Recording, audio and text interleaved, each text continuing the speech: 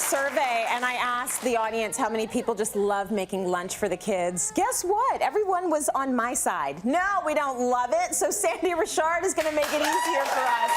Please, make it easier.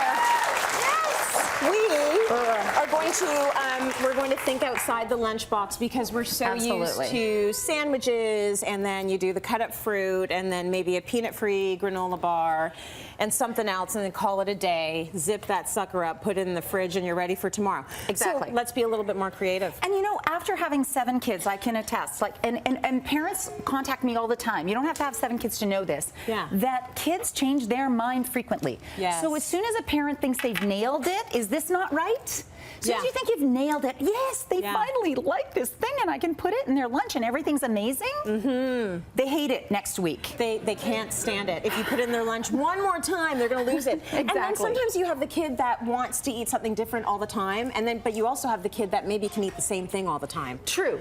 So what you have to do as a parent is you have to change it up and keep it the same all at the same time. It's a balancing act. I know. Just get that done. What's the big deal? Yes.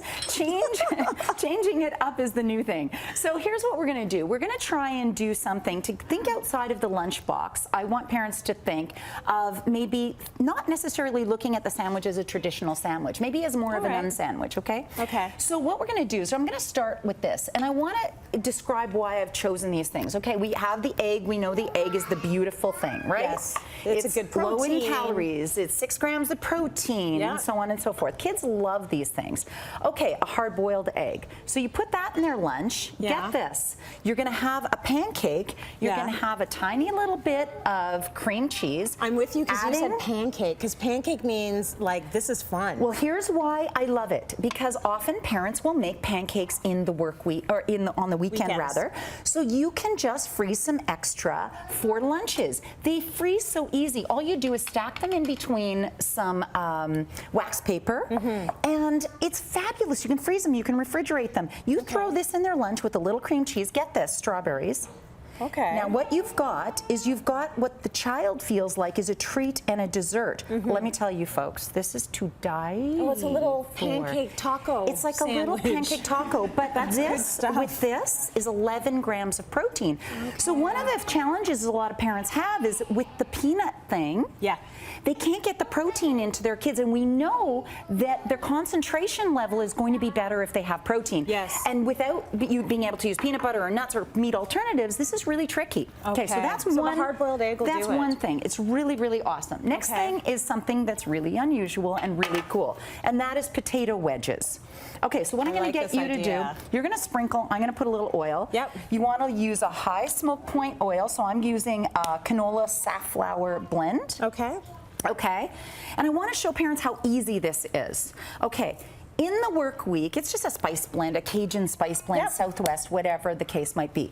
You're going to toss these. Okay, do have a cloth, so I like to use my hands. I do. She washes them. You're gonna, I do, and so you're gonna just toss these in the spice and a little bit of oil, and then all you're gonna do is you're gonna place them so they don't touch on a cookie sheet. On parchment paper is really important. Okay. 400 degrees. You're gonna go 20 minutes. You're gonna flip them over, another 20-25 minutes. These are crunchy and beautiful. And then what you use is you use a Greek yogurt dip. That looks amazing. So for a quarter of a cup of a Greek yogurt dip, you're looking at about 6 grams of protein. So people don't think that. And how many people love chips and dip?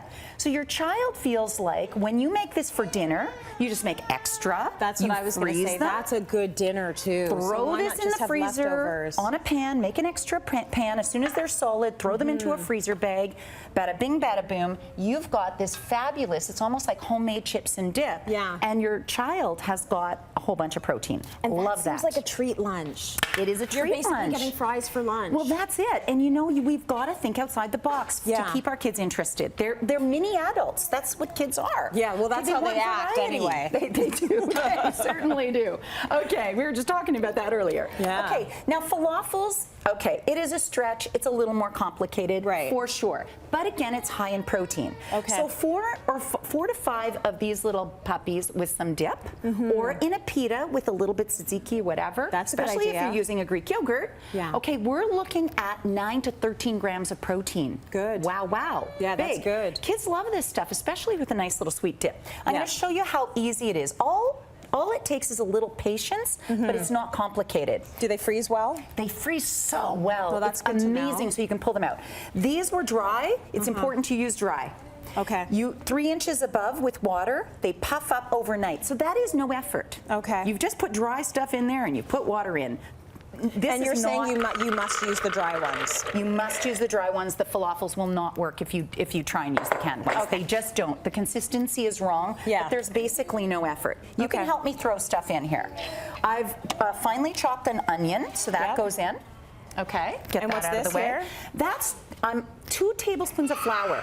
Now, Okay. a lot of the Arabic sites and Mideastern sites will say, oh, just use a little bit of flour, and if it doesn't work and they don't hold together, put it back in, put a little back. Forget it. Just put 2 tablespoons of flour in and be done with it.